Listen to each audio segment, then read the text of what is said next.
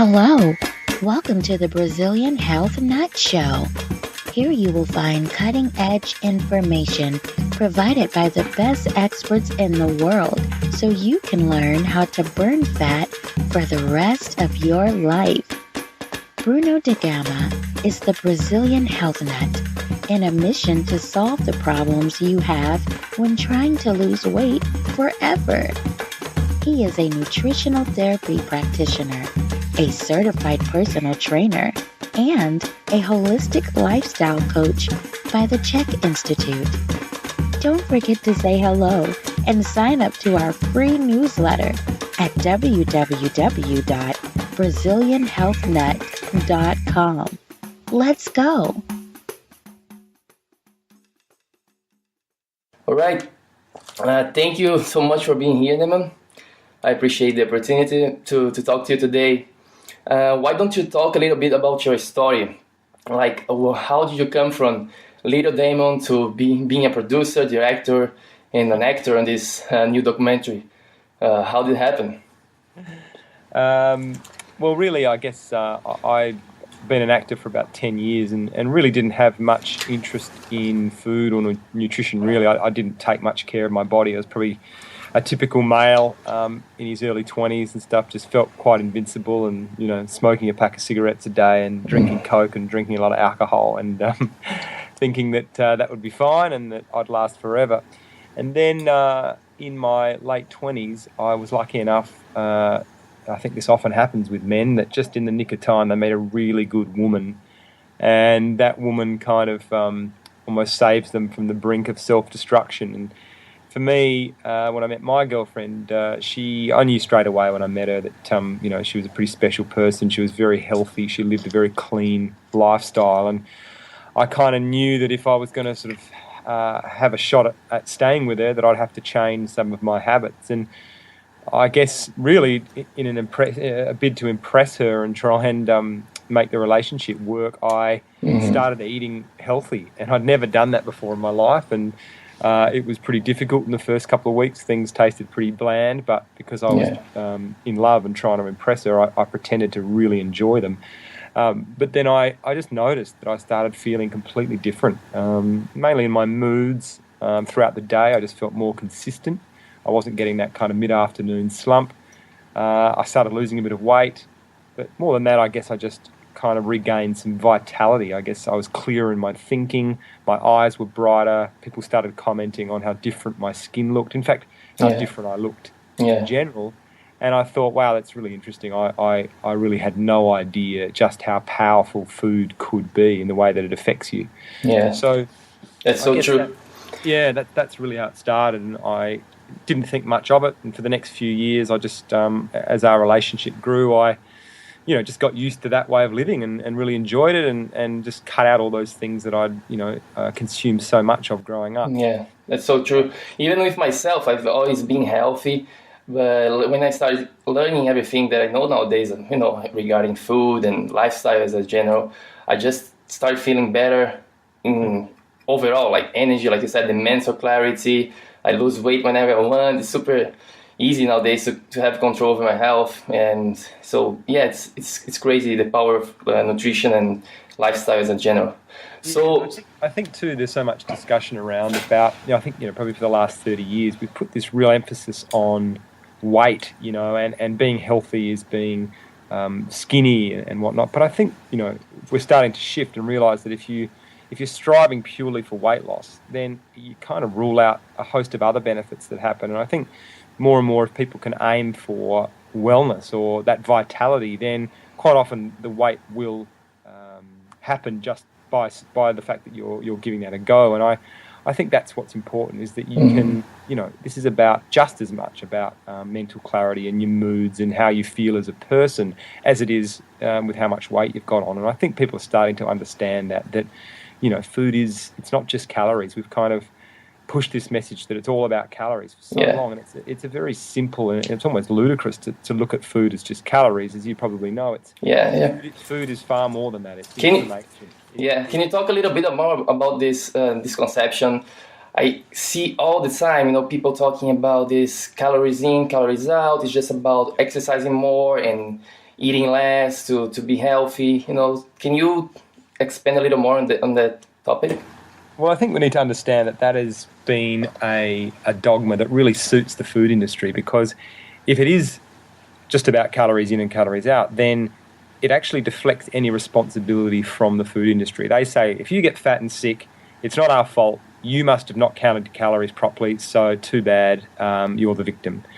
And I think that's starting to change, and the science is now backing that up. But as I alluded to, the food isn't just calories, it's information. And some foods make you feel a certain way, some foods are more addictive than others, and other foods trap fat, and they're instrumental in fat storage in your body. So as I discovered in the film, if you're having 150 calories from a can of soft drink compared to 150 calories in a salad, for example, they're going to do fundamentally different things in your body. And we know now that the calories from sugar, especially fructose, the one half of sugar, has a very unique metabolic pathway in the body, and that it turns to fat in our liver very quickly. Mm-hmm. Now, the best example of this is the fact that 35 years ago, we didn't even have a name for non-alcoholic fatty liver disease. It was so rare. It now affects 1 billion people worldwide. So that just in 35 years, it's grown to this epidemic proportion. And as what happened with me in the film, once your liver turns to fat, it then pumps that fat out into the bloodstream, and this can cause complications for type 2 diabetes, for heart disease risks, and it's that visceral fat that gathers on the inside of your body, which is often not apparent to the outside. And some of the damning stats now say that even 40% of skinny teenagers in America are metabolically unhealthy. So it's not just about weight. This is about what's happening on the inside of us. And I guess the most telling example of that is that obesity rates around the world are growing at 1% a year, but type 2 diabetes is growing at 4% a year. So if it was just all about calories and you only got type 2 diabetes because you're obese, then those two percentages would match. But as we discovered in the film, as science is increasingly starting to work out, that you can still be very unhealthy even though you're skinny. So it's about what's actually happening to your internal organs. Yeah, this reminds me of the story on the documentary, the kid called Larry. He was super super skinny, and he was super young. However, his health in terms of dental health was completely gone. So that's what happens in terms of, it's not just about obesity and weight. Of course, that's a huge issue, but it's much more. It's much more than that.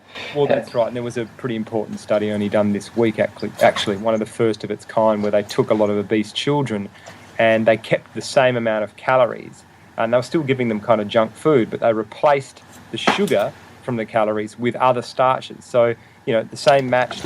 They didn't lose any weight, but all their metabolic symptoms changed and improved. Their lipid risk factors, their fatty liver, everything improved just by removing the sugar from their diets.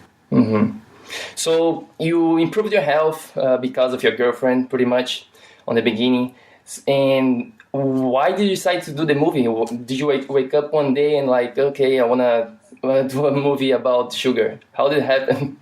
No, I think, look, I sort of had this desire I was pretty unhappy in sort of my career. I was enjoying, I was working regularly as an actor, but it wasn't really satisfying me. I always had this desire to want to do something more than that and tell my own story, but I just pretty much didn't have the confidence to do it. I was a bit scared about putting myself out there, and then I entered a short film competition here in Australia. It's kind of quite a well-known competition here, and I put a film in there that won. And it was really sort of the impetus I needed to sort of say, look, keep making more things. People obviously resonated with the tone and the style of which I made the film. So I guess I was approached by a production company and said, look, do you want to make a feature film? And at the time, I was just aware that there was this is about 4 years ago, and there was some press starting to emerge about sugar. It was certainly becoming a bit more common in the mainstream, but again, it was very divided, the opinions. Some people were calling it, poisonous and toxic, and other people were saying, it was essential for energy. So I kind of thought, gee, it's pretty confusing for people. I was confused by it, but I also had a hunch that there was something in it because I'd experienced that with my girlfriend. I'd noticed the difference to my own body. So I kind of thought, well, this could be a really interesting story to tell. And because it's sugar, it lends itself to such a great cinema aesthetic and tone of bright colours and this kind of Willy Wonka playfulness that you could bring to it. And you could really tell the story of sugar in a fun way, especially for kids. So that's kind of how it started. And I just read a few books and talked to some scientists, and they all sort of said, look, there's something in this. It's very real. It hasn't hit the mainstream yet, but it's not a fad. The science is very strong about this, and it's only going to get stronger. So that's really how it all began. And how long do you take from the beginning, from when you decide to do the movie until now the launch this year? How long did the whole thing take? It was 4 years. So 4 years, wow. Yeah, and I guess the first thing we did was to do that experiment on my body, just because we didn't know whether I'd get any effects or not. And there's a chance that, the sugar wouldn't do anything to my body, and then we wouldn't have a movie. So we kind of started very low budget and did the experiment first. And as soon as we started seeing, the dramatic changes to my body, it was kind of like, right, this film needs to go to another level now, and we need to find a way to really share it with the world so that we can get the message out there. And that's, I guess, when we started applying for more funding and obviously reaching out to people like Hugh Jackman and Stephen Fry and really trying to give it a very big commercial feel, because I think, quite often films like this don't get seen by people because they don't watch documentaries, or it gets lost online. And I was just very, very determined to really get this out to the public that don't watch these films. So, I'm very proud of the fact that of how far it has reached now. With the highest grossing documentary. Yeah, congratulations, man! It's awesome. I love the documentary. It's very entertaining and educational at the same time. I hope people in Brazil can see that. And I saw you everywhere, but I don't know how it's in Brazil yet. I think, I think there's a discussion at the moment. There's definitely a Spanish translation being done at the moment. And the film is, it's playing in Germany now and Netherlands, and there's so many different translations of it that, there's been a big call for it in South America as well, which, as you know, is going through its own huge crisis. Yeah. Cool. So how do you decide? I mean, on the experiment, you decided to have 40 teaspoons of sugar a day, right? That was the amount. Why do you have this number in mind? Because sadly, that's what most Australians are having every day, which is pretty shocking, really. I think it's important to remember that that 40 teaspoons includes all the added sugar that the World Health Organization recommends. So it's not just white table sugar. Right. Honey, agave, maple syrup, fruit juice concentrate, even fruit juice now. So even a glass of fruit juice is considered an added sugar because it is removed from the fruit. And when you're having it in the fruit, it's fantastic. It's got the fibre there that it protects, and it slows down the metabolism of your body, so we can deal with it very well. But the minute you extract that and have it just as a juice, then again, this is where you start getting the problems around your liver. And, a lot of these juicing diets that people do, of course you might lose weight on the outside, but it's just very important to understand that, again, what we were talking about before, what's happening on the inside, the area that you might not be able to see. This kind of excess fructose can be doing its damage on the inside. Yeah, and there was a lot of focus on hidden sugar, right? Like you said before, coming from juice, cereals, and low-fat yogurt. And those are things that people consider being healthy, and don't realize, there is a lot of sugar. If you just go and read the ingredient list and check it out the label, you'd see oh my God, this can't be healthy. So how did you go through choosing what to eat and mainly focus on the hidden sugar, right?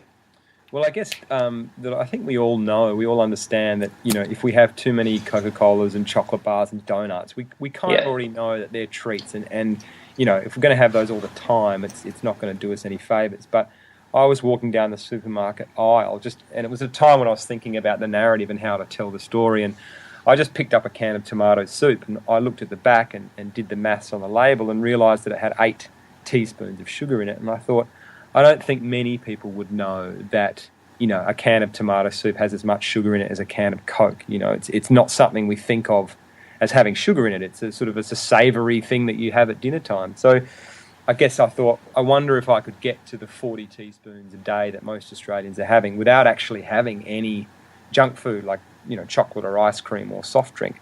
I thought that would be a really interesting story to tell if I did get sick. So, the fact that my body completely fell apart and I got all the symptoms and diseases that we're seeing more and more prevalent in society now by not touching any junk food, I think that's probably why the film has resonated as strongly as it has. Yeah, it reminds me of the scene when you're going on the supermarket, and 80% of the food has some added sugar. So it's kind of hard to find something healthy. So you gotta go around, and that's why talk to people in terms of changing the environment of yourself, where you live, of course, but also where you shop, because if you're just going on the places where there is no option, it's going to be hard. So, right, what do you think about this in process of choosing a food, where to go, how we can help people better navigate? Well, look, I think we're at the start of a very, very important conversation that we're going to have over the next 20 years. And like with tobacco, we were having these chats about cigarettes 40 years ago, and look how far we've come. I think it's the same now. We're starting to wake up and realise and see through all the marketing messages and the powerful sort of media that's been pushing these types of foods. And people are starting to sort of empower themselves with knowledge, and really our basic message is just to try and eat real food as much as you can, because when you do that, your body knows how to deal with it. I mean, we are part of nature. We forget that. So if you eat foods that are of the natural world, then your body knows how to handle them. You release the right appetite controls that tell you when you're full. Your hormones won't be knocked out of balance, so you'll be able to sort of burn fat at the right time and store it when you need to. But we've just strayed so far from the path, and we're just having so much processed food that it's just kind of, I guess it's affecting our system, and it's not being as efficient as it can be. And that's really the simplicity of this message. It's not about dieting or going on trying these shakes and doing all these different things. It's just about shopping the perimeter of the supermarket as much as you can, eating real fruits and vegetables, snacking on nuts, have a piece of cheese if you want it, and just try and cut down those refined carbohydrates, which to me are the white breads and the white pastas and the sugar and all those things that have to go through quite a big process, and often stripped of their fibre and their nutrients. We're just eating too much of that stuff, and it's just about trying to wake people up to get back to a different way of eating. And I think it's important to remember too that there's actually no biological requirement in our body for added sugar. We get all the sugar we need from fruits and vegetables and other sources. We don't actually need added sugar. It can be a treat, sure, every now and again, no problem, but we've just got it backwards at the moment. We're having more sugar than we should be, and if we could just get down to kind of 6 teaspoons a day, which is what the World Health Organization recommends for optimal health, we're going to see massive changes to the health of the population. And it's just about being aware. We're having 30 a day, let's get down to 6. Yeah. What's your take in starch, man? Because there is a lot of people who still say, potatoes, sweet potatoes, and all the starchy foods going to be converted into sugar, so we should also eliminate those. Do you think, is real, or you think, no, we still can add some starch in a diet and be healthy? I think, it's hard to sort of make a blanket statement for everyone. I think it's the context of where you're at. If you're metabolically unhealthy and you're very overweight, absolutely, I'd say remove those for the time being. Avoid all breads and pastas and whatnot. Give that chance for that insulin to stay down and let your body actually burn off fat. I mean, as we know, it's very hard to burn off fat when insulin's in your body because it's dealing with all the glucose. And we've kind of been told through these pyramid systems and whatnot around the world that to eat all this bread and pasta and everything and make that the staple of your diet. Now, sure, if you're active and quite healthy, you can have little bits of that, and if you do exercise, you're going to be perfectly fine. But unfortunately, we've just got to a point where we've had far too much. And look, I spoke to someone about this. We nearly put it in the film, and she was the first person to ever come up with the American food pyramid, and she took a year and looked at all the studies and had 8 nutritionists working with it, and came back and sort of recommended to the USDA that we have no more than 1 sandwich a day. Maybe a bit more if you're an active male, but for women especially, no more than 1 sandwich a day. Well, basically the USDA said that's not going to work because there's not enough money in this for us. We need to please, it's the Department of Agriculture. So what became sort of, 1 to 2 serves a day turned to 7 to 11 serves a day. So as a result, we've just kind of, any cafe around the world is just croissants and breads and wraps and bagels. And definitely. Just, those are crazy. Those are very refined flours. It's quick. It's quick burn. It's just as sugar the same way. And unfortunately, that's the base of the pyramid. It's crazy how this can be the base of the pyramid. It's madness. And I think, I don't know if you saw it, but even yesterday in the Lancet here in London, they had it was a meta-analysis study of 53 long-term studies over since the 1960s. and it involved 68,000 people. And they said categorically there is no evidence to support a low-fat diet in terms of weight loss. So, we're really going through this shift at the moment of realising that we got it very wrong. As a result, we've got a very overweight and sick population, but I think enough people now are waking up to it, the power of social media, people like yourself that are doing chat shows. There's so many people out there now spreading the message, and people are getting results. It's not like, they're trying it for themselves, and then they're actually emailing or sharing it with friends and saying, you got to do this because it's changed my whole life. And so someone else tries it, and then it works for them, and then they share it. And I think that's what's great. It's this revolution that's going on with food at the moment is going to happen very quickly because of social media. It's very hard to control the messages. The food industry are limited now. They don't have just 4 TV channels that they can pump their message out or a few newspapers. Anyone can access this material and take and learn the knowledge for themselves and then share it. And that's what's happening. And it's a very exciting time, I think, in that sense, because people are noticing the difference. And as a result, we're probably going to see the benefits to our leaders and our kids in the future because they're going to be sharper minded, they're going to be fit and healthy. And I dream of that one day because you look at our politicians now, most of them are very overweight and unhealthy, and they're the ones making the decisions. Mm-hmm. And I look forward to having really healthy leaders, especially like the ministers of health. I don't know about in your country, but in Australia, they're not fit people, and you want your minister of health to be a shining example. Oh yeah, Brazil's the same, man. The same way.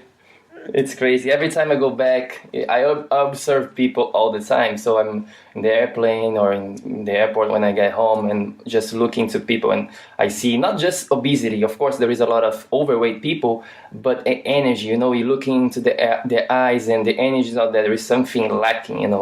It's unfortunately most people are like this nowadays. Yeah, and people say that about the film when they see the film too. That it's not only the physical symptoms, but people often say to me, "Gee, your eyes by the end are really dead. The life and the spark is completely gone." And sadly, that's what most of the population look like now. There's not a vitality and a vibrancy to them anymore. There's a heaviness, and they're weighed down. And of course, there's a host of factors that contribute to that. But I'm pretty sure that food plays a major role in that. Yeah, that reminds me also of your mood swings, and that's something that I felt back in the days, like 5 years ago, when I didn't know anything about nutrition. Like I told you before, I never had problems with weight itself, but my mood swing was very all the time changing, right? So sometimes I'll be like when I get hungry, I'll be super angry all the time. So it was like the mood swings was very, very much changing all the time. And once I change my diet and start seeing the results, I'm always now stable. I have energy from the time when I wake up to the time when I go to bed. It's very stable. Talk a little bit about your mood swings, and the movie I thought was funny. Well, look, I personally think that's the most important discussion point out of the whole film because, there is this emphasis on these diseases and obesity and whatnot. But I think, what's it doing to us as a culture, as a collective, where, there's a term now called reactive hypoglycemia that it says that when you're having these refined foods, your insulin clears that glucose out of the bloodstream very quickly, and so quickly that your brain almost panics and thinks that it doesn't have a fuel source. So it releases these chemicals called epinephrine and norepinephrine and cortisol. And these are all, chemicals that can make you feel jittery and nervous and anxious or irritable. There's a fight or flight response. And if you think about how many people live their lives like that without even knowing it, if they're having these kind of high-sugar breakfast to start the day and then they're having another bagel at lunch, there's this kind of constant roller coaster throughout the day, and especially when it comes to children. I mean, really, for these poor teachers, they write to me all the time. They're the ones that have to deal with the kids when they've had a high-sugar breakfast, and then the parents drop them off, and they can't sit still, and they're completely irritable and restless in class because they're not having these sort of protein, healthy fat, slow-releasing foods that actually sustain the energy and make you feel more consistent throughout the day. So I really hope that there's more research into this over the next few years. I mean, there seems to be already. There was a study recently in The Lancet that said we need to acknowledge the link between food and mental behaviour is just as important as food and physical symptoms. So we're going to see that start to come out a bit, and especially with the kids. I just think we've got to get our handle on that because at the moment it's just it's not fair to them. We need them to, we want them to be sharp and to lead us in the future and have really brilliant minds that are capable of learning and really focusing and making good decisions. But I don't think that happens when you're eating bad food. Yeah, that's so true. Especially kids cannot make the decisions on their own yet, so it's something that we have to look up for them. Going back to sugar, I have this question for you. Do you think is sugar the only devil here, or you should be looking at something else as well? Oh, look, I don't think, no, I mean, certainly not. I think there's a host of other factors. I think it'd be too simple to just point the finger at sugar. I mean, and some people do. There are more scientists now sort of that do believe it's the major driver, but I certainly think, it's maybe metabolically, it's certainly doing some damage around the fatty liver and the type 2 diabetes, but I think, in terms of obesity and putting on weight, yes, of course, that's where calories can come into play, combination of, sugar and fat, glucose and fat that you're eating. If you're having lots of white bread with cheese on it and whatnot, you're trapping that fat in your body. So, it's not as simple enough just to say that sugar is solely to blame, but I certainly think it's a major player, especially on the internal health. But, there's no doubt that these kind of some of the oils we're cooking in now, I don't think are helping us at all in terms of these vegetable oils, these hydrogenated, highly processed oils. Again, they're so inflammatory to our body and they're causing all sorts of problems. Whereas if we go back to old foods, more and more studies are now starting to show that, hey, maybe saturated fat isn't as bad as we thought it was. A little bit of, fat on a healthy bit of meat's not going to do that much damage. Some coconut oil to cook with some butter, that's not going to be a major factor because it's not as oxidizing as some of these artificial oils. So they're more protective in a way of your cells. So I think that's an area that's really interesting as well moving forward. And, the research now around even the role that our gut bacteria plays in our gut health, I mean, I think that's a fascinating area. It's this kind of microbiome that really, you can be predisposed to having these kind of conditions like obesity and whatnot right from birth because of the state of your gut health. And I think, again, that's a really fascinating topic. But like all this, it just gets solved once you're eating high-fiber foods and real fruits and vegetables again. That's what the good bacteria feeds off. But if you're constantly giving it junk food, then that's going to only promote the bad bacteria. So once again, it all comes back to the same point again, which is just simply to eat real food. Yeah. What is your thinking sugar being addictive? I hear this all the time too, sugar is more addictive than cocaine. And there is all these stories and studies being done with rats about how addictive sugar is. Well, you can tell because you had to go through this experiment and you were having a lot of sugar. Look, I think again, it's important not to make blanket statements because it's like alcohol. Some people can just have a drink or two and be fine, whereas other people, it's a slippery slope, and bang, suddenly they're really heavy drinkers. And tobacco. Mm-hmm. Some people can have the odd cigarette and be fine. Other people need a pack a day. So I think what's important is that there is no doubt, absolutely no doubt, that for some people sugar is incredibly addictive. And it all comes down to the size of what's called an opioid receptor in your brain. And some people have different shaped ones, which means they have a different tolerance for how much sugar they can have. And, I did a bit of research for the film and spent some time at Overeater Anonymous groups. And literally every discussion in those rooms is about sugar, and people just really craving it and needing it. Like you said, those studies recently came out that said that sugar for some people is 8 times more addictive than cocaine. Yeah, that's true for some people, but it's not for everyone. But the problem is that people that don't have the sugar addiction just cannot get their heads around it being addictive, so they often dismiss those people and just call it all a load of nonsense and rubbish. And I think that's really unfair because we just have to accept that we're all different and some people are vulnerable to it, so we need to cater to those people, And it's, definitely. I've had those people. It's easier. Like if you want to buy cigarettes, you've got to go to a special shop, go behind the counter and actually buy your cigarettes. Whereas, with food, it's very different. You go into any deli or corner store or supermarket and there is just candy wrappers and donuts everywhere, the side of buses, on billboards. So those people that are vulnerable to it, it makes it very tough in the current food environment. Yeah, that's so true. With myself, I don't eat sugar. It's rare for me, but if I start eating, it's I cannot stop until I finish the box of whatever I'm eating, right? So you have to know yourself, and so I know if I start it, I'm gonna finish everything. So I better don't even start it. And that's what's tricky even with our message is that we often say to people, try and aim for the 6 teaspoons a day for the World Health Organization, but I couldn't even do that. If I had 6 a day, I'm like you, I'll demolish a whole block of chocolate. So for me, it's just smarter to stay away from it. I don't miss it. I get used to it. I still enjoy fruit. I use fruit as a sweetener. I'm okay with it.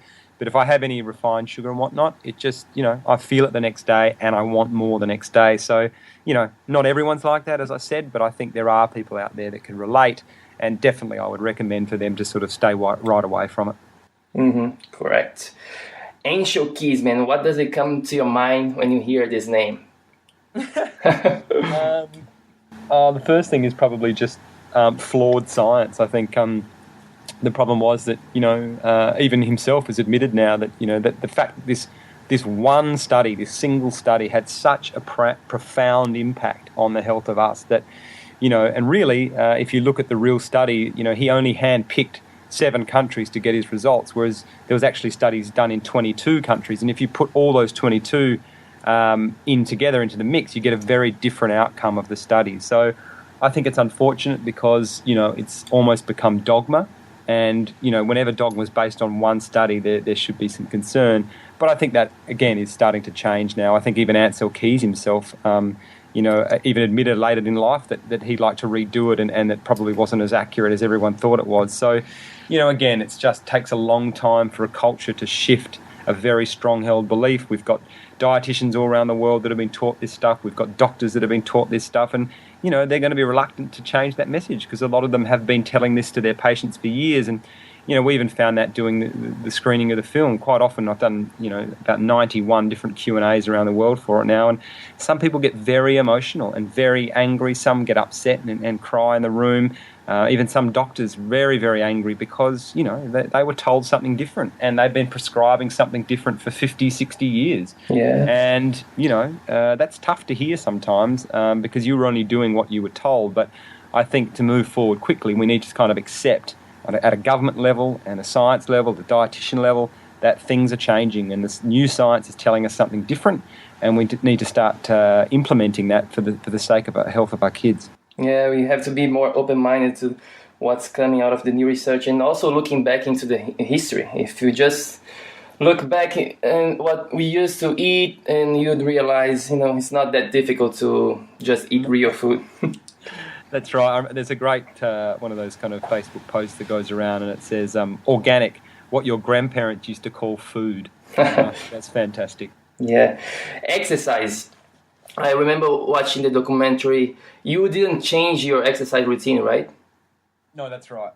But you felt differently, though, of course, because what you're eating, the exercise was affected by that, the energy. What was like your perception in terms of the difference between doing exercise when you used to be, quotation, healthy, like in your regular diet, and when you started the experiment? Oh, it was certainly hard, and my motivation for it completely changed. I found it very hard to actually get up and get active again, because that's that thing we were talking about before, the vitality changes. You lose your sort of desire to get up and get active. So it was very hard to actually pull myself and to keep to the rules. But I think this whole exercise thing is really interesting because, again, this is a very powerful device by the food industry. We've seen Coca-Cola recently be caught out funding scientists and creating lobby groups to say, look, stop worrying about what we're eating. We just need to focus on more exercise, get more active. We just need to get kids running more, and then they can eat what they like and they'll be fine. And look, this is just absolute rubbish, as we know. This is kind of constantly being disproved.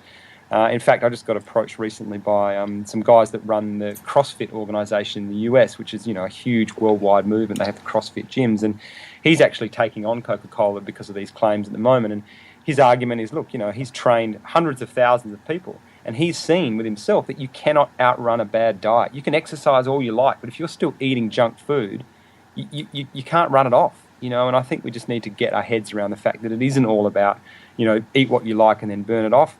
Nutrition is now playing the pivotal role in terms of your health. That's not to say exercise isn't important. It's fantastic for a host of reasons, and people should be doing it. But if they're using it as primarily as a weight loss tool, then that's just madness. And we often see those reality shows where they take a lot of overweight people and they kind of treat them like army boot camps. Oh yeah, and they sweat and they run. This reminded me. I was talking to a friend, and she got married a year and a half ago, and she put it like 20 pounds, I think. And then she was like, oh, I need to go to exercise, man. I just, I gained like 20 pounds. I was like, oh, really? why do you think it's because you're not exercise? And I know it's not just like questioning her, but a lot of people have this mentality is super, super prevalent in our society, about I just need to get into the diet and eat less and go back to the gym. That's right. And look, I think that's sad, because what that also says is, that, I think some of those reality shows, the stats of people putting the weight back on as soon as the show's over, because they don't really change their eating habits too much, so they often put the weight back on. And, I just think life's too short. I don't begrudge people that exercise, but I don't want to spend 2 hours of every day of my life in a gym or running on the road. I want to do other things. I want to hang with my family and sort of live life. And, it doesn't mean you have to just stop eating and be, very diligent. You just have to eat smarter. That's all it is. And you start to learn the beautiful flavors of foods you probably didn't realize because you've had sugar all your life, and that your palate's been affected by that. And you think things are only good when they're sweet. But then once you sort of step away from sugar for a while, you start to notice the subtle flavors of natural foods again, and that's just a fantastic moment, because you're actually not missing out on anything. You're actually gaining a whole new way of life and vitality and health, and I think that's really important. It's and people often say that with the film. They go, God, I can't believe it. I've just cut out sugar and I haven't done any exercise and I've already lost 5 kilos in the first 2 weeks. And I think that's a real shock to people. And again, I'm not saying that we shouldn't be exercising, but I think people need to stop just thinking it's about exercise and eat what you like. How about you just sort of exercise less and be smarter with your eating, and then you can have the best of both worlds. Mm-hmm. How long did your experiment last? How long was the... It was 60 days. 60 days. So when you stop having, after the 60 days, how long did it take for you to go back to normal, like your prior stage? Well, that was probably the big shock of the film. We were going to initially finish the film once I got my results. That was going to be the end of the movie. And then I started editing the film. I had to write the book, and I was quite sedentary. I really didn't do any exercise because I was too busy. But all I did was cut out the sugar again. And just in 60 days, so another 60 days after I finished, all my fatty liver disease, type 2 diabetes, health disease risks, and 90% of the weight had all reversed, just from going back to drinking water and eating real fruits and vegetables again and cutting out those processed foods. So, we ended up putting that back in the film as a real kind of takeaway message for people to show just how powerful food can be, and how quickly you can actually start to mend yourself. Now, obviously, some people that are more obese or more metabolically sick, it might take a bit longer than that, but it shows that this is what food does, and we have the ability to turn things around very, very quickly just by making smarter choices about what we eat. Yeah. Is that the biggest lesson from doing all that about the food? Yeah, I'd say so, and that's probably what's really motivated us to do. We've done lots of school kits now and action kits, and trying to get it into the curriculum in Australia and England and America is, this is the message we've got to get to children. We've got to get them to understand how powerful food is, how it can affect your mind and your body and even your emotions. Like, we've just got to drill that into them, because I think, we're competing with so many marketing messages. We've got, Beyonce selling Pepsi, we've got sports stars that's selling Gatorade and, McDonald's, and, we're up against this mighty machine that's trying to hijack these kids' minds. But the kids are smart, they're onto it. And the ones that see the film, they write to me, I get so many letters every day or emails from kids that just, they love it and they understand and they want to be strong and healthy, and they want to grow up well, and they also want to look good for their Instagram pictures. So it's kind of, we've just got to get that message to them, because I think we've let them down. Our generation's really failed them. I mean, the fact that we've got childhood obesity rates as skyrocketing as they are, kids with fatty liver disease and type 2 diabetes, that's unforgivable. That is a failing on us to educate them and pass on wisdom so that they have better lives than us. And so I guess that's been a real motivation for me, was to, we've got to turn that around. Mm-hmm. So if you're in charge of doing like a plan for solve the problem of obesity in Australia, in Brazil, everywhere, how would you start to do this? Of course, sugar is going to be one of the topics we have to, but how we started doing that, besides making a movie? Well, I think, I think it is happening. I mean, it's been incredible, the support we've had from even, parliamentary screening. I'm in the UK now we did a parliamentary screening here a few weeks ago. New Zealand did a screening, and then they removed all sugary drinks from their hospitals. I mean, there is a change starting to happen. I think it's two-pronged. I think at one level, we need to be smarter with our labelling. We've just developed a system that goes on the packets, which is a very clear teaspoon labelling for people, so they know straight away how much sugar is in the food. They don't have to turn it around and do the maths and try and read, these ambiguous labels that are deliberately made tough to read. They get a very clear message on the front of the packet. Hey, this has got 6 teaspoons of added sugar. This has got 1 teaspoon. That's one aspect. We need the government to also regulate the labelling so that things with all this sugar in them can't be marketed as healthy. You can't just put a picture of a flower and a bee and a sunset and say nature's bounty on it and people think it's healthy when it's actually full of sugar. We need the government to step in and help there.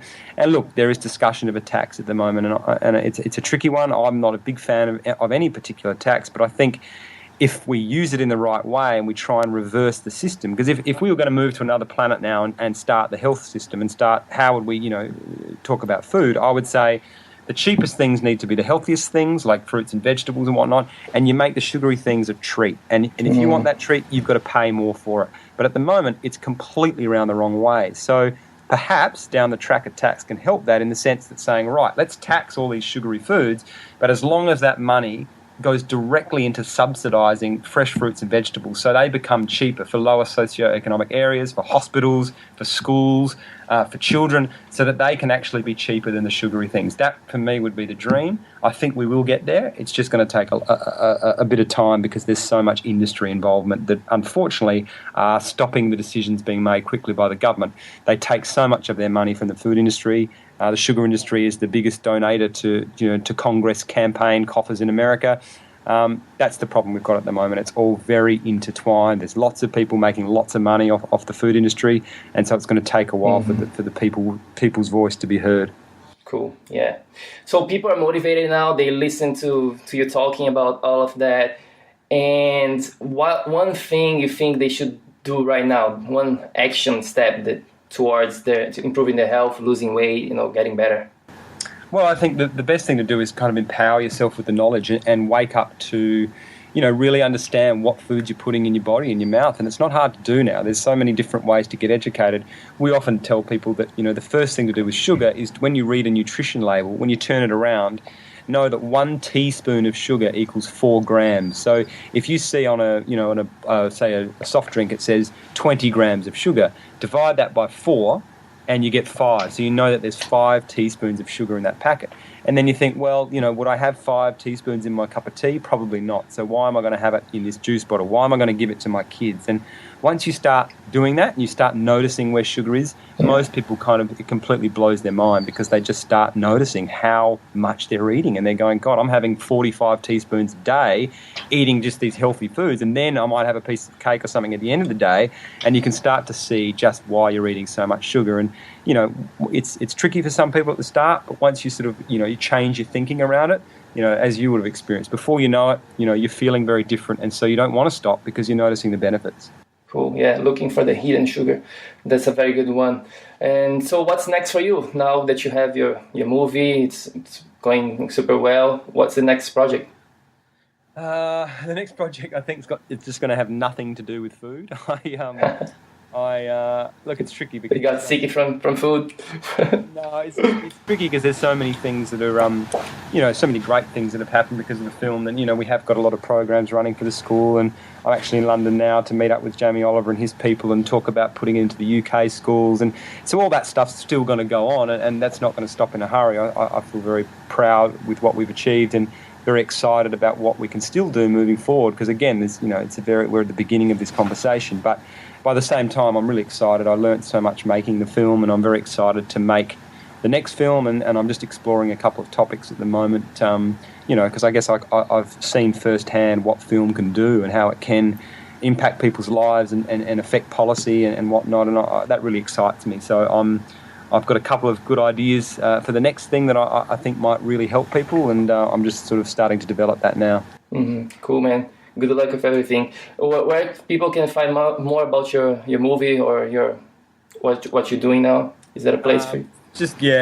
website is thatsugarfilm.com. And then we've got a Facebook page, there's Twitter and Instagram, all the usual kind of avenues. And it's real. The Facebook page is great. People really get on there and have good discussions, and it's become a bit of a meeting place for people to share their thoughts and share their recipes and feel like a community and discuss these topics. So it's really seeing what social media can do. It's the benefits of when it's used in the right way. It can be a really fantastic tool for sharing information. Cool. Thank you so much, Damon. Your film is awesome, and talk to you soon. Hey, good on Appreciate you. it. And yeah, we're all in it together, so I'm really grateful that you're spreading the message too. Thank you very much. Thank you, man. Thanks for listening to the Brazilian Health Nut Show. Go to www.brazilianhealthnut.com for much more information about how to burn fat for the rest of your life. Hasta luego.